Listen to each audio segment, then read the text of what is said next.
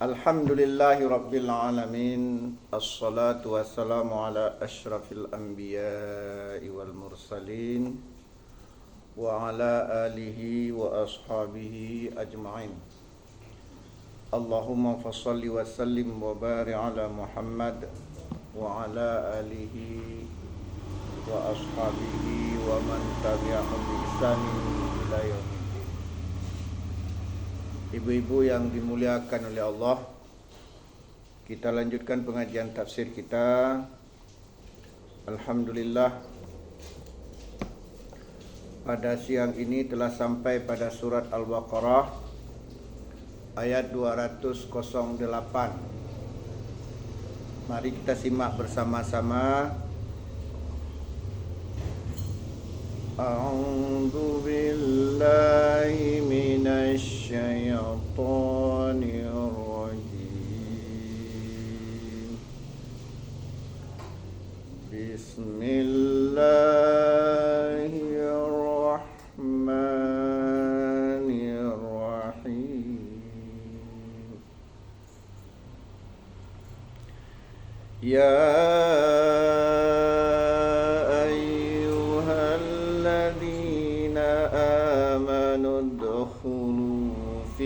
silmi kaffah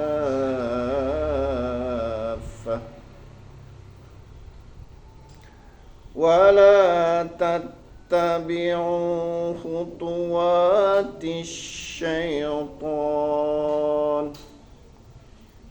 innahu lakum aduwwum mubin.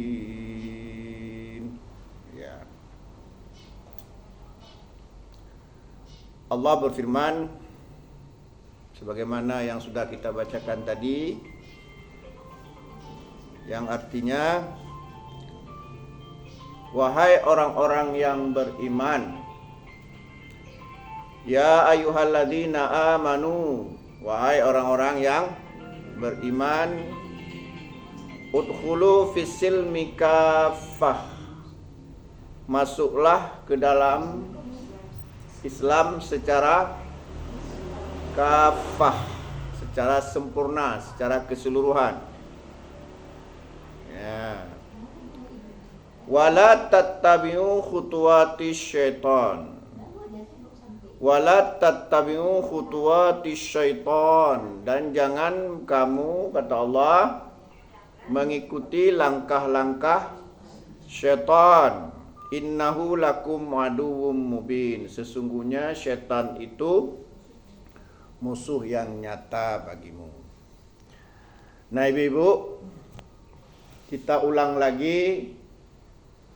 Jadi dalam ayat ini disebutkan bahwa ya ayyuhalladzina amanu, wahai orang-orang yang beriman.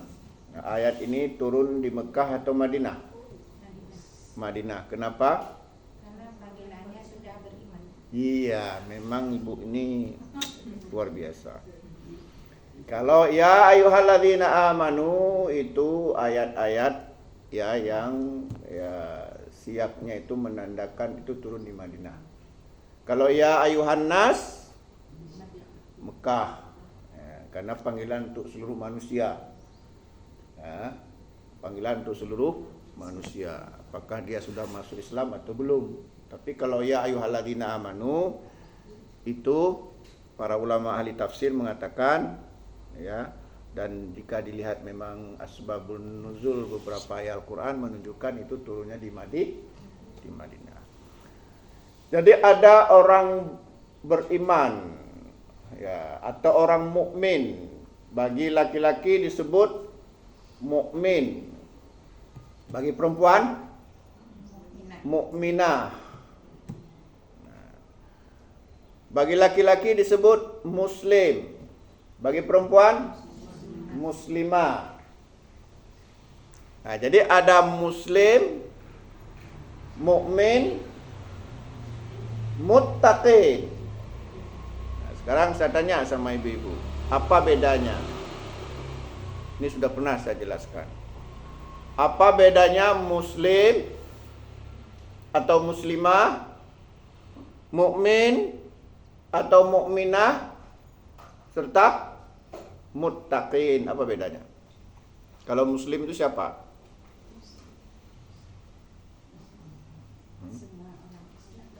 Semua orang Islam.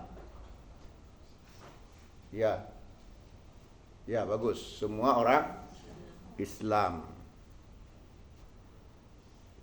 Jadi sebutan muslim adalah untuk sebutan siapapun dia sudah beragama Islam. Walaupun ya kita ajak salat, ya kita sungkit pakai linggis, dia nggak mau salat dia. Tapi dia tetap menjadi dianggap sebagai orang muslim. Jadi muslim itu tadi siapa? Siapa saja yang sudah masuk Islam. Kalau laki-laki namanya muslim, kalau perempuan muslimah. Walaupun dia nggak salat. Dengan kata lain, siapa saja yang sudah masuk Islam itu disebut muslim, dan muslim ini lawan dari kata kafir. Lawan daripada kafir. Muslim, kafir. Atau non muslim, disebut juga non muslim. Ya, makanya dalam KTP disebut apa? Agama apa? Islam. Ya, bukan iman kan? Dalam KTP. Karena kalau iman itu mukmin. Tapi Islam. Orangnya disebut muslim atau muslimah, isim fa'il. Udah ya. Jadi muslim itu siapa tadi? Lawan dari non-muslim atau kafir. Siapa saja yang sudah beragama Islam, walaupun dia mungkin nggak salat, nggak puasa. Paham ya? Yang kedua, mukmin atau mukminah itu siapa?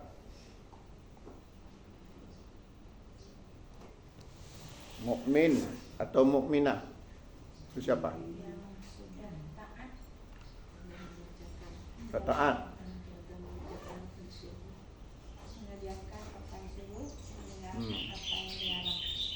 Ya. Mendapat gelar mukmin adalah orang yang mengerjakan seluruh perintah Allah, ya, dan meninggalkan seluruh larangannya. Atau dengan kata lain, seseorang disebut dengan mukmin apabila dia mengerjakan seluruh yang wajib dan meninggalkan seluruh yang haram. Ya. Contoh misalnya ayat dalam surah Al-Baqarah ayat 183. Allah berfirman bagaimana tentang puasa? Ya ayyuhalladzina amanu, wahai orang-orang yang beriman. Nah, mukmin. Kutiba alaikumusiyam, diwajibkan atas kamu berpuasa. Kama kutiba alal ladzina min qablikum, sebagaimana diwajibkan atas orang-orang sebelum kamu. Ujung ayat itu apa? La'allakum tattaqun. Mudah-mudahan kamu bertakwa, kata Allah. Paham ya?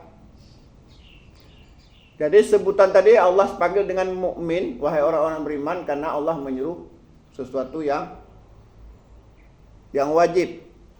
Kewajiban apa tadi? Kewajiban puasa. Tapi ujung ayat tadi la'allakum tattaqun, mudah-mudahan mendapat derajat takwa. Apa maksud kata-kata mudah-mudahan? Harapan kan?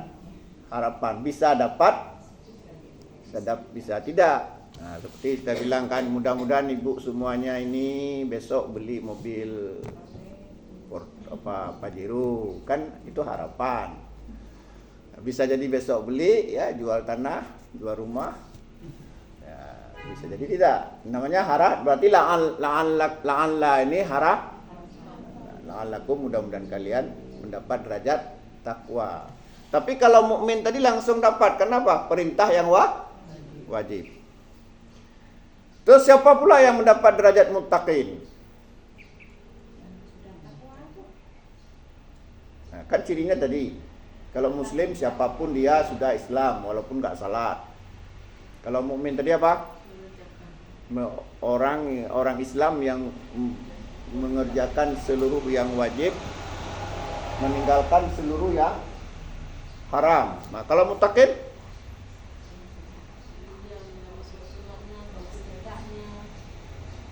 apa cirinya tadi? Kalau orang mukmin tadi apa? Yang mengerjakan seluruh yang wajib, meninggalkan seluruh yang haram. Itu kalau orang berhasil seperti itu mendapat derajat mukmin. Kalau mutakin bagaimana cirinya? Yang sudah mengerjakan kewajiban, meninggalkan larangan, dan menambah dengan sunat-sunat. Iya, itu dia jawabannya. 100, Ibu. Ya, jadi menambah dengan amalan-amalan sunat, mamdud. Ya, makanya tadi kan dalam ayat surah Al-Baqarah 183 tentang puasa, ya ayyuhalladzina amanu kutiba alaikumusiyam kama kutiba alal ladzina min qablikum la'allakum tattaqun. Itu maksudnya apa? Orang yang berpuasa itu kan melaksanakan kewajiban dan menambahnya dengan amalan-amalan sunat. Contohnya apa? Salat tarawih, apa lagi? Tadarus, apa lagi? Sedekah, apa lagi? Apa lagi? DLL, apa DLL? Baru nanti insya Allah mendapat derajat takwa. Kaitan dengan ayat ini, coba perhatikan. Setelah saya beri gambaran seperti itu, coba perhatikan ayat ini. Gimana bunyinya? Ya ayyuhalladzina amanu. Langsung Allah panggil, wahai orang-orang yang beriman. Berarti dalam panggilan ayat ini adalah pada orang yang sudah mendapat gelar mukmin atau mukminah. Wahai orang-orang yang beriman, udkhulu fisilmi kafah. Masuklah ke dalam Islam secara sempurna, secara keseluruhan. Berarti apa saja? Hanya yang wajib aja enggak? Dengan sunat. Ya, berarti kalau kita masuk Islam secara kafah, nanti juga kita akan mendapat derajat muttaqin. Bagus. Walaupun tidak disebutkan di sini kata-kata muttaqin. Ya. Ya ayyuhalladzina amanu udkhulu fisilmi kafah. Wahai orang yang beriman, masuklah ke dalam Islam secara kafah. Pengertian kafah itu oleh para mufassir itu beragam, ya. Di antaranya ada yang berpendapat bahwa kita masuk Islam secara kafah itu nggak bisa sendiri, harus berjamaah. Kalau kita sendiri nggak bisa kafah kita. Paham ya? Contoh misalnya ibu-ibu ingin tinggal di gunung sendiri, itu nggak bisa kafah. Ada ajaran Islam yang ibu hilangkan apa? Zakat, apa lagi? Nikah. Mana laku kita kalau walaupun si cantik bidadari kita tinggal sendiri di gunung, mana laku kita? Siapa yang mau sama kita? Kok itu paling lihat kita.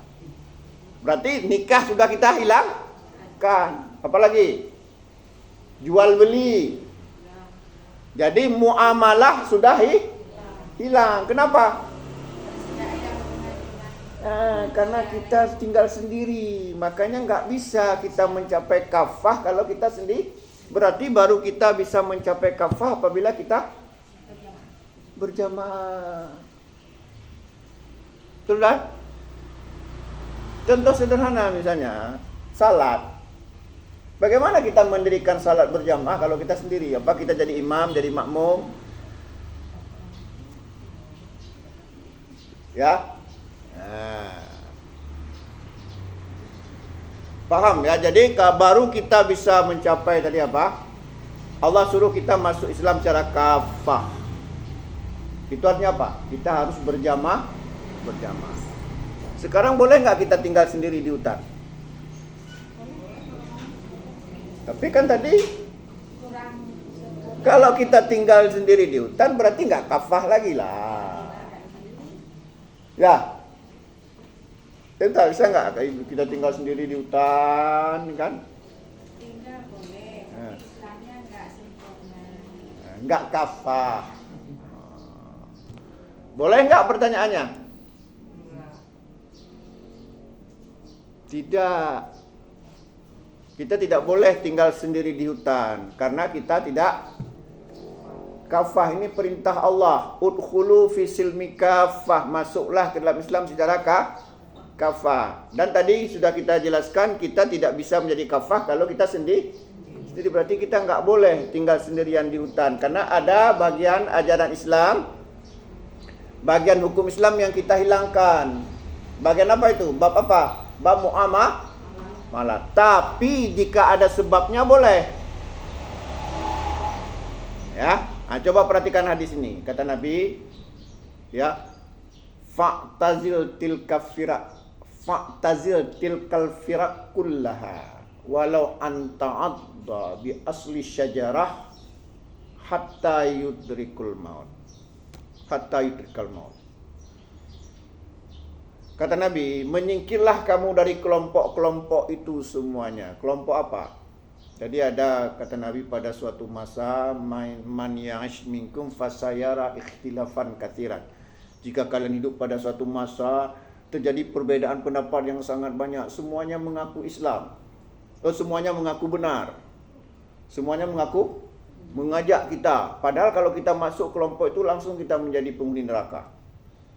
Kelompok-kelompok sesat, tapi mereka menganggap benar. Maka kata Nabi, kalau kita hidup pada suatu banyak kali kelompok-kelompok yang mengaku diri dialah yang paling benar, kata Nabi, fa'tazil tilka firak kullaha walau ta'adda bi asli syajarah hatta yudrikal maut. Menyingkirlah kamu dari kelompok-kelompok itu semuanya, kata Nabi. Walau anta'adda bi asli syajarah, walaupun kamu memakan akar-akar kayu, hatta yudrikal maut, hingga maut menjemputmu. Sekarang saya tanya, kalau sudah pada kondisi pajuh akar-akar kayu, makan akar-akar kayu, di mana kita tinggal? Kalau kita masih tinggal di desa, kita makan sate, Bu, bukan akar kayu, makan miso, makan goreng pisang, apalagi. Tapi kalau sudah kondisinya makan akar-akar kayu, berarti kita tinggal di mana? Di hutan. Nah, berarti kan tinggal sendiri. Kenapa tadi boleh tinggal sendiri? Jika kita tidak bisa berislam secara sempurna, ya, contoh apa misalnya, Ibu? Enggak ada kisah dalam Al-Quran yang kemudian, ya, sekelompok pemuda ini Ashabul Kahfi, ya, itu juga seperti itu. Ya, tapi pada prinsipnya nggak boleh kita sendiri ditinggal di hutan. Kenapa? Karena ada bagian ajaran Islam yang kita buang. Bab apa? Bagian apa? Muamalah.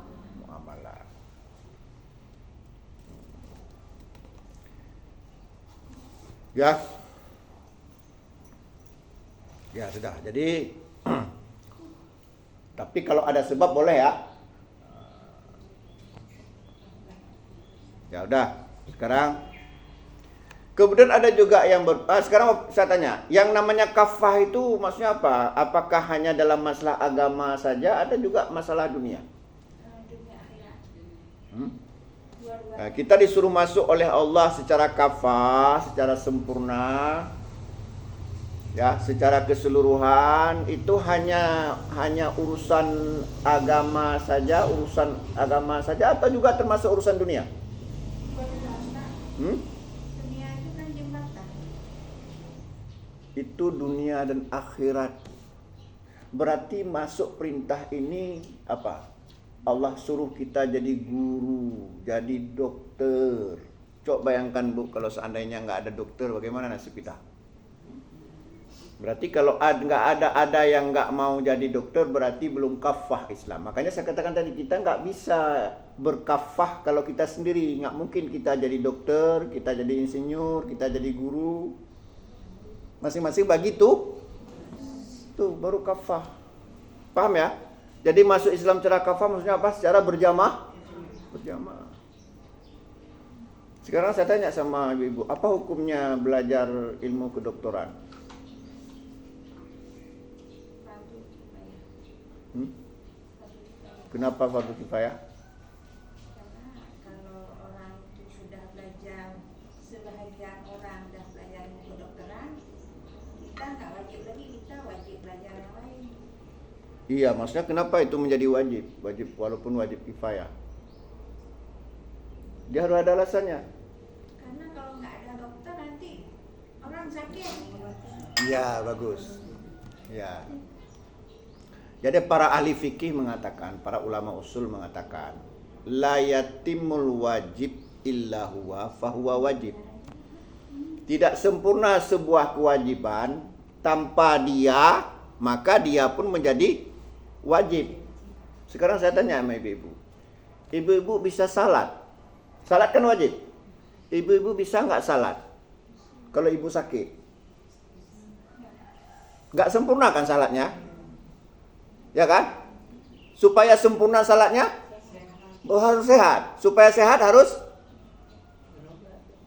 berobat. Supaya bisa berobat harus ada dokter. Maka belajar ilmu kedokter jadi wajib. Cuma wajib fardu kifayah, bukan fardu ain. Kalau fardu ain, kalau semuanya ingin jadi dokter, siapa pasiennya?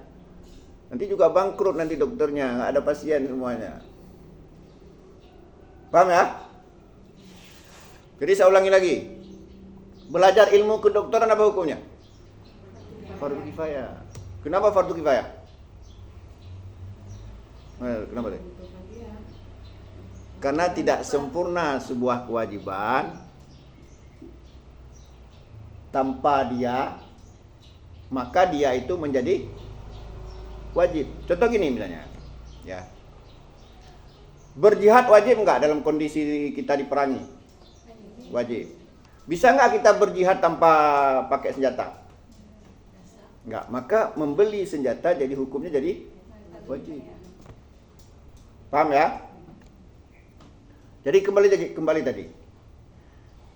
Kita tidak akan sempurna melaksanakan ibadah kalau kita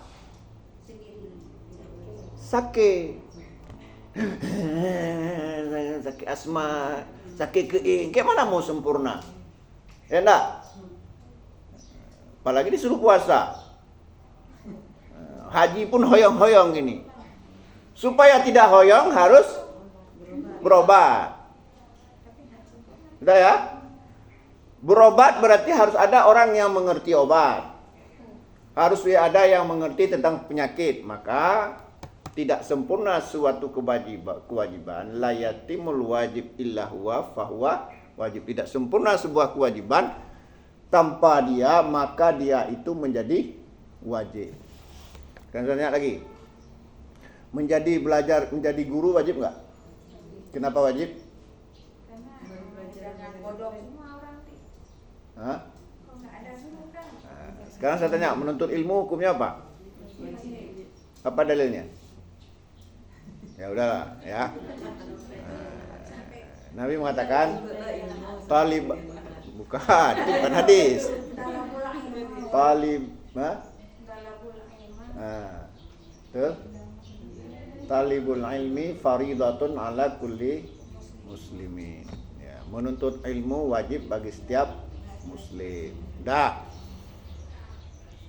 Sekarang saya tanya, ada nggak orang masuk neraka karena nggak bisa ilmu matematik?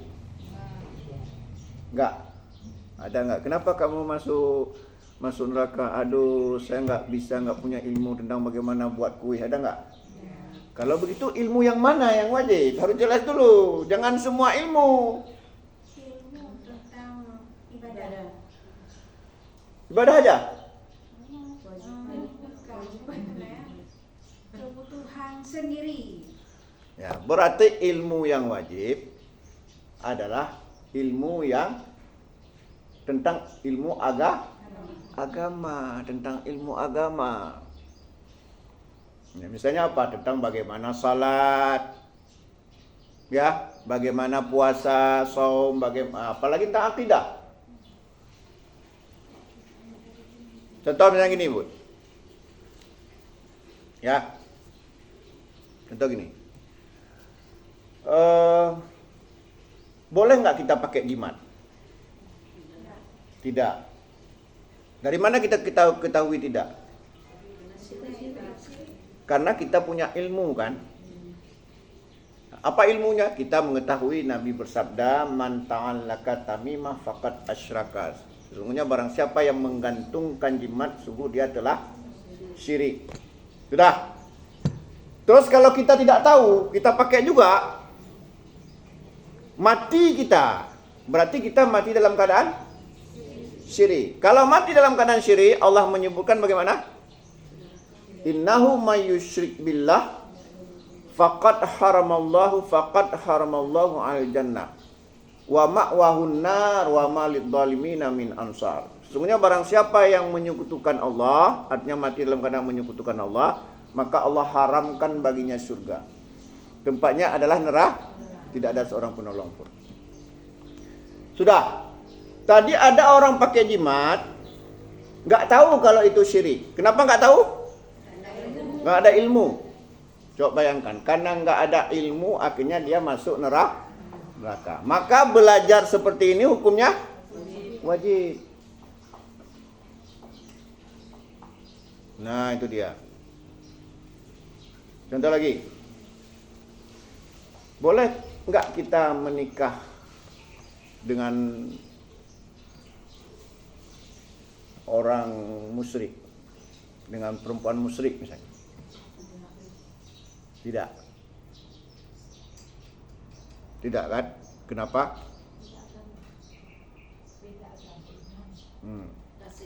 Tapi Ustaz, kalau orang Islamnya laki-laki, perempuannya non Muslim, kalau kira-kira bisa diajak, boleh? Boleh. Masuk Islam dulu. Kalau diajak masuk Islam. Nah, coba perhatikan ayatnya. Allah berfirman wala tunkihul musyrikati hatta yu'min. Janganlah kamu menikahi wanita musyrik hingga dia beriman. Berarti ngajaknya sebelum Nah, sekarang kenapa kita menikah sama orang Kristen? Apa nggak ada lagi sekarang wanita Islam? Sekarang coba kita pikirkan, nggak usah pakai dalil. Sekarang ibu misalnya kan, misalnya ada seorang laki-laki agamanya Islam, dah istrinya Kristen, lahir anak kemana? Kemana dia ikut? Ikut ibunya. Apakah seorang ayah membiarkan anaknya masuk neraka? Sudahlah ibunya masuk neraka karena dia kafir. Lantas anaknya dibiarkan juga masuk neraka? Apa seperti itu tanggung jawab seorang ayah? Nah, sekarang saya tanya, orang Kristen itu menganggap Isa itu apa? Anak Tuhan. Itu hukumnya apa? Syirik. Tadi kan ayat mengatakan apa? Wala tunkihul musyrikati hatta yu'min. Janganlah engkau menikahi wanita musyrik hingga dia beriman. Apa kita menikah sama wanita? Yang dibolehkan dulu adalah ahlul kitab dulu yang dia tidak musyrik dan kemungkinan dan dia itu langsung masuk Islam. Yang dulu ada sebagian orang-orang musyrik dulu, dia tidak menganggap Nabi Isa itu hanya sebagai nabi saja, enggak menganggap anak Tuhan, dan mereka langsung masuk Islam. Bukan sekarang sampai anaknya besar tetap beda agama. Tegakah kita anak kita, misalnya anak kita ikut ibunya gimana? Seperti pernikahan dengan apa ada dulu tuh, kok nggak salah Jamal Mirdad dengan Ilidi, iya kan? Anaknya kok nggak salah itu kebanyakan Kristen. Apa seperti itu tanggung jawab seorang ayah membiarkan? Yang laki Islam, yang perempuan Kristen. Seperti itu. Nanti anak kandung kita ini dia beda akidah. Padahal Allah mengatakan, Rasulullah mengatakan, kullukum ra'in wa kullukum mas'ulun an ra'ayatihi wa rajulun ra'in fi ahlihi wa huwa mas'ulun an ra'ayatihi. Seorang laki-laki, seorang ayah, seorang suami, pemimpin dalam rumah tangganya, dan dia akan diminta pertanggungjawaban di hadapan Allah. Seorang ayah, dia punya anak, Tapi anaknya dibiarkan masuk Kristen karena ibunya Kristen. Ditanya enggak oleh Allah? Makanya enggak betul itu. Enggak benar itu. Ya, paham ya? Ya, jadi maksudnya tadi makanya saya jelaskan ya, pemahaman masuklah ke dalam Islam secara kafah itu dunia akhirat. Allah menyuruh kita mengurus bumi, artinya apapun kita lakukan di bumi ini, kita nggak akan dapat akhirat kalau nggak kita urus dunia ini. Jangan coba-coba. Berarti Ustaz kalau nikah kita sama Islam berarti sama juga berzina itu Ustaz, kan nggak sah. Nikah dengan siapa? Orang Islam nikah dengan orang Kristen. Iya, nggak sah. Zina itu Ustaz kan nggak sah. Berarti anak zina lah itu Ustaz. Anaknya kan anaknya suci, orang tuanya. Nikahnya sudah sah kan. Apa? Nikahnya sah. Enggak, mana ada sah? Itu sah. Enggak sah. Jadi kayak mana status anak? Ya itulah makanya jangan coba-coba. Lanjut kita. Lanjut cinta ya. Ketika Allah larang wala tunkihul musyrikati hatta yu'min, janganlah engkau menikahi wanita musyrik hingga dia beriman. Allah larang, apa itu sah? Allah larang kita menikahi wanita musyrik. Apa itu sah? Itu juga. Allah larang kita berzina. Apa boleh berzina? Enggak. Allah larang kita minum minuman keras. Apakah boleh minuman keras? Enggak. Mulai tadi itu cinta. Jadi saya ada Ustaz, Pak RW kami aktif dulu Pak Ustaz kan. Jadi dia bertetangga memang sama yang perempuan ini udah kawin dengan orang Kristen duluan, dapat anak 2, cewek 2 anak kan. Jadi kan meninggal tuh suaminya yang Kristen tuh. Nah, dia memang tetap Kristen karena dia dari Islam masuk Kristen karena suaminya orang Kristen. Nah, tiap minggu memang ke gereja dia kan. Jadi abis itu kan meninggal suaminya tuh yang Kristen tuh. Kawin dia sama Pak RW kami ini. Kami ini Islam. Dapat anak 2 sepasang. Ya itu kan. Jadi sementara mamanya ini kan tetap ini ke gereja tiap minggu kan. Bapaknya ini Islam. Jadi si anak ini yang 2 dari bapak ini kan dari saya ini, dia tetap ini sholat apa semua, puasa apa semua. Anak yang 2 yang sekarang itu kayak mana Ustaz? Nah, sementara anak 2 yang dari Kristen itu kan cewek 2 tuh. Dia akan katakan Kristen kan, cuma dia beratnya memang ke Islam, cuma belum masuk Islam. Cuma dia bilang kalau misalnya dia tergantung sama jodohnya. Kalau jodohnya dapat orang Islam, dia masuk Islam. Kalau jodohnya Kristen, dia masuk Kristen. Kebetulan memang jodohnya Islam. Masuk Islam memang yang cewek yang 2 tuh, itu nggak apa-apa kan? Nah, cuma anak yang 2 ini, yang sepasang ini, anak yang dari ini. Nah, dia tetap ini, tetap sholat, tetap puasa semua. Masalah anaknya terserah, yang jelas pernikahannya seperti itu tidak boleh. Tidak sah. Tidak boleh kita menikahi wanita musyrik. Cukup jelas ya? Sebagaimana kata seorang sahabat, Abdullah bin Umar kalau saya mengatakan, tidak ada kesyirikan yang paling parah kecuali orang yang mengatakan Isa itu anak Tuhan. Tadi Allah melarang kita menikahi wanita musyrik. Ya nggak usah, nggak boleh.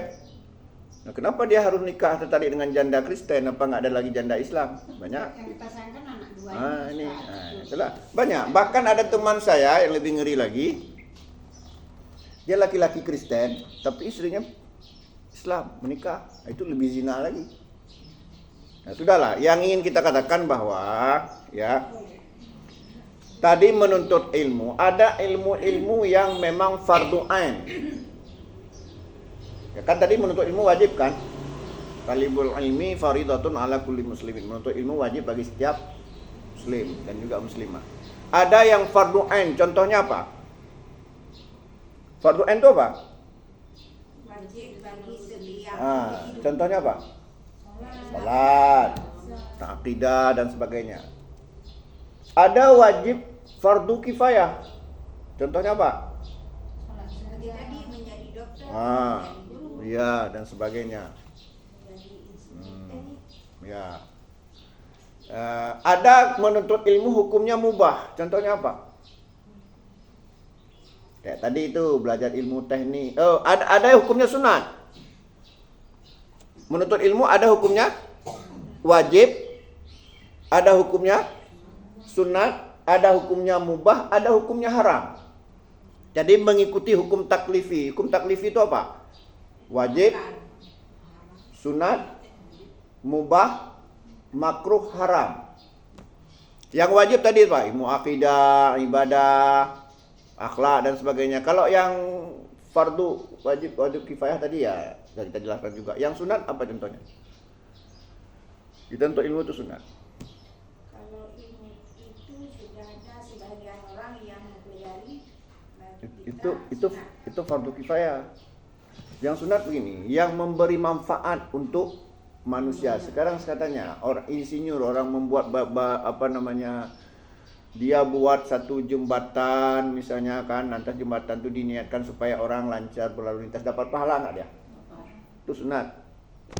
Jadi sunat itu juga tergantung kepada hatinya. Kalau ada orang dia buat jembatan cari kaya dia, yang seharusnya nilainya sekian, dia olah-olah sekian, sehingga kualitasnya rendah, dapat pahala atau dapat dosa? Itu bukan sunat. Nah, ya. Nah, jadi kadang-kadang sunat itu juga sangat terkait dengan hati. Dan ilmu itu yang berhubungan dengan ke dunia dan sebagainya. Ibu-ibu ya, nah, kita lanjutkan lagi ayat ini. Ya ayyuhalladzina amanu udkhulu fisilmi kaffah. Wahai orang-orang yang beriman, masuklah ke dalam Islam secara kafah, keseluruhan. Sudah paham tadi tentang kafah? Artinya apa? Kita harus berjamaah. Tidak bisa kita mewujudkan kafah kalau kita hidup sendiri. Dah. Wala tattabi'u khutuwati syaitan. Janganlah kamu ikuti langkah-langkah syaitan. Apa itu langkah-langkah syaitan? Ya, coba perhatikan ayat ini. Allah berfirman dalam surat Al-Baqarah ayat 100, bukan Al-Baqarah, Al-An'am ya, 153. Allah berfirman dalam surat Al-An'am 153. Begini bunyinya. Wa anna hadza sirati mustaqima fattabi'uhu wa la tattabi'us subula fatafarraqa bikum an sabilihi. Apa artinya? Kata Allah, sesungguhnya inilah jalanku yang lurus, yang disebut dengan jalan siratal. Fattabi'uhu, ikutilah jalan yang lurus tersebut. Wala tattabi'u subula, jangan kamu ikuti jalan-jalan yang banyak, jalan-jalan yang lain. Fatafarraqa bikum an sabili, nanti akan bercerai-berai kita dari jalannya. Nah, langkah-langkah setan tadi berarti jalan apa? Jalan yang banyak-banyak tadi. Itu menurut beberapa ahli tafsir. Artinya apa? Bukan jalan siratal mustaqim. Contohnya apa? Ya. Contohnya apa? Kita salat itu jalan siratal mustaqim. Enggak salat langkah-langkah setan. Jujur siratal mustaqim. Bohong langkah-langkah setan. Ya. Paham ya? Nah, sekarang saya tanya, siapakah setan itu? Ya. Setan itu siapa? Siapa saja yang mengajak manusia kepada kejahatan. Apakah itu bangsa jin atau bangsa manusia? Ya, sebagaimana sudah kita jelaskan dulunya, ya. Wa kadzalika ja'alna likulli nabiyyin aduwan syayatinal insi wal jin yuhi ba'duhum ila ba'din zurfal qawli ghurura. Dan demikianlah kami jadikan tiap-tiap nabi itu ada musuh. Siapa musuh tiap-tiap nabi? Syayatinal insi wal jin. Yuhi ba'duhum ila ba'din zurufal qawli ghurura. Sebagian mereka membisikkan kepada sebagian yang lain, ya, kata-kata yang indah untuk menipu. Jadi contoh gini. Jika misalnya ada yang bilang begini, Bu, yuk kita nonton dangdut yuk di Belang Padang. Itu artinya mengikuti langkah-langkah setan. Bu, ayo kita ngaji ke musala. Mengikuti jalan siratal mustaqim. Gampang aja bedanya. Paham ya? Jadi kalau begitu apa makna langkah-langkah setan? Apapun yang kita lakukan, ya, yang mengandung dosa itu langkah-langkah setan. Kemudian Allah juga katakan, ya, wala tattabi'u khutuwati syaitan, janganlah kamu mengikuti langkah-langkah setan, ya. Jadi apa langkah-langkah setan itu? Apapun yang mengajak kita ke neraka. Nah, mungkin kita ingin tanya juga, apa dalilnya pemahaman seperti itu? Nah, coba perhatikan surat Allah berfirman dalam surat Fatir ayat 6. Inna syaitana lakum aduun fattakhiduhu aduan innama yad'u hizbahu liyakunu min ashabis sa'ir. Sesungguhnya setan itu musuh yang nyata bagi kamu, maka jadikanlah ia musuh. Sesungguhnya setan itu mengajak orang-orang yang bisa dipengaruhinya untuk masuk neraka yang menyala-nyala. Berarti menurut ayat ini, apa tugas setan itu? Menggoda manusia agar masuk neraka. Tadi sudah kita jelaskan, setan itu bisa dari kalangan bangsa jin, bisa dari kalangan manusia. Itu artinya siapapun, ya, siapapun yang mau diajak berbuat jahat, kalau berbuat jahat, jika tidak bertobat kemana nanti di akhirat? Neraka. Maka siapapun yang mengikuti hal-hal yang berdosa, maka dia mengikuti langkah-langkah syaitan. Ya.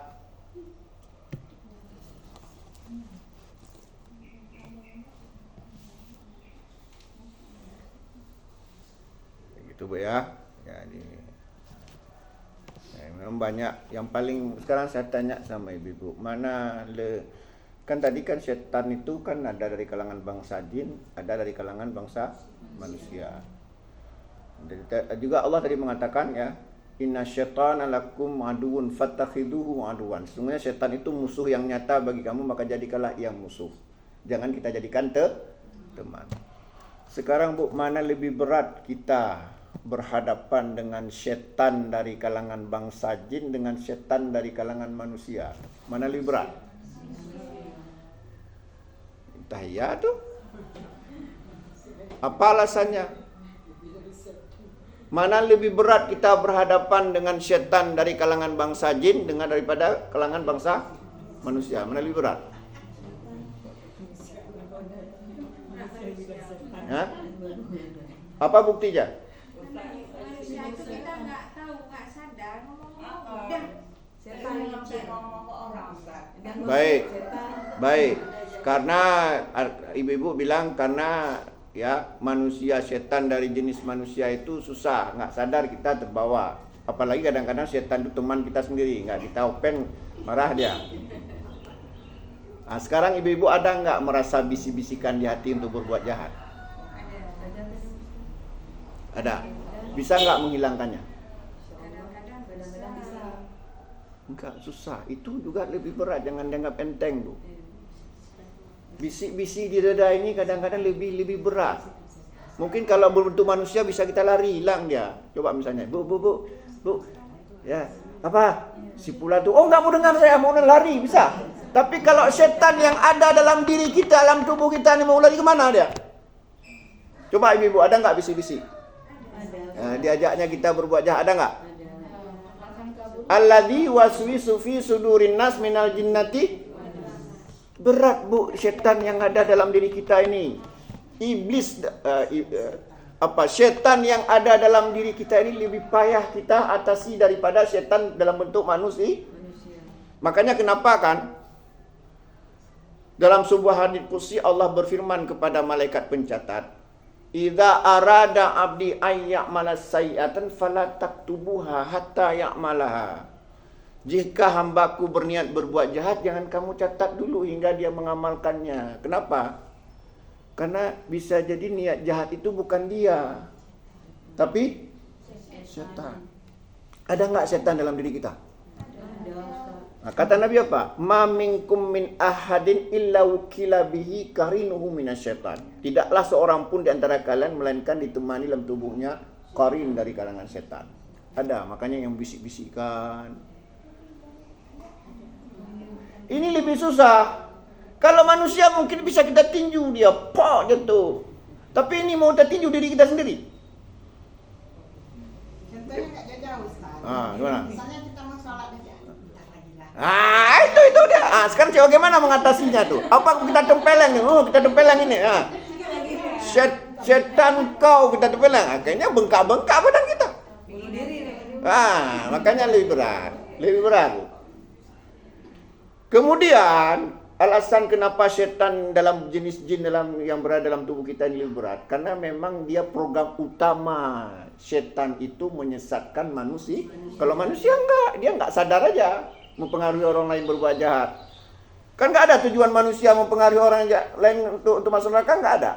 Cuman karena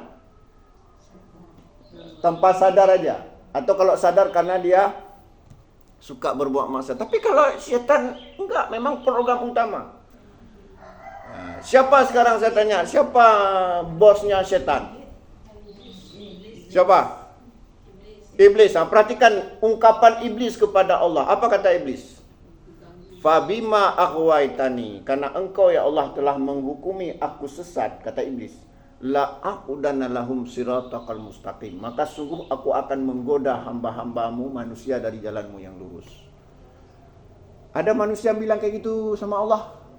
Tidak ada. Tapi iblis bilang, "Tsumala atiyannahum min baini aydihim," aku akan datang dari depan manusia. Hati-hati di depan ibu. Wa min khalfihim. Nah, di depan ibu siapa? Saya. Wa min khalfihim, di belakang. Aku akan datang dari depan, dari belakang. Terus wa an aymanihim, dari kanan, wa an shimailihim, dari kiri. Wala tajidu aktaruhum syakirin. Engkau ya Allah tidak akan mendapati kebanyakan manusia itu bersyukur.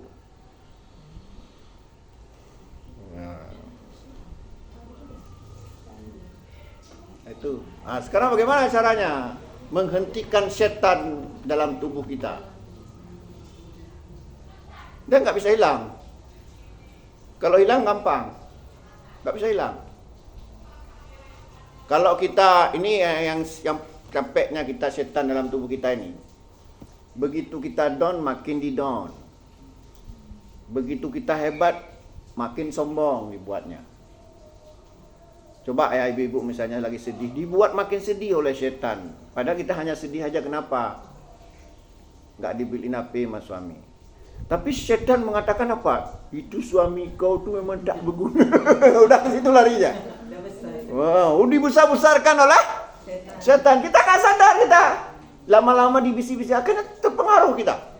Padahal hanya masalah HP, bukan dia nggak mau beli. Kenapa?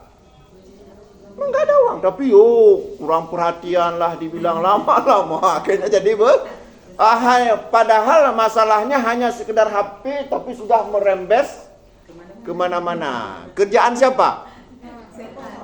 Sekarang bagaimana mengatasinya? Kalau dengan manusia gampang kan? Tinggal lari aja kita. Dan ada teman kita ngoda-ngoda ngajak kita kepada kejahatan. Atau ngajak kita riba. Kan tinggal lari aja kita. Maaf Bu ya, kata Nabi apa? Menyingkir kita. Tapi setan dalam tubuh kita ini yang kita kadang-kadang gak sadar. Sadar gak ibu-ibu dalam tubuh kita ini ada setan yang mengajak kita ke neraka? Sadar gak? Nah mulai sekarang coba sadar. Kadang-kadang teringat juga, Ustaz.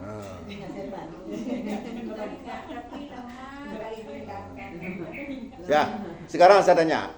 Kenapa begitu kita tersinggung sama orang, langsung seolah-olah nampak buruknya teman itu, padahal tadinya nampak baik.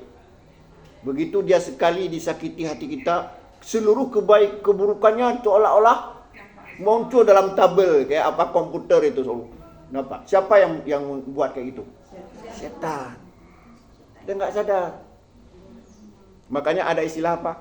Gara-gara susu sebelanga, lila setitik. rusak susu sebelah.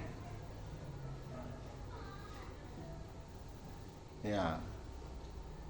Makanya ya, seandainya ya, tapi sudahlah ya, seandainya setan itu nggak ada, Kenapa Allah menciptakan harus dalam tubuh kita setan?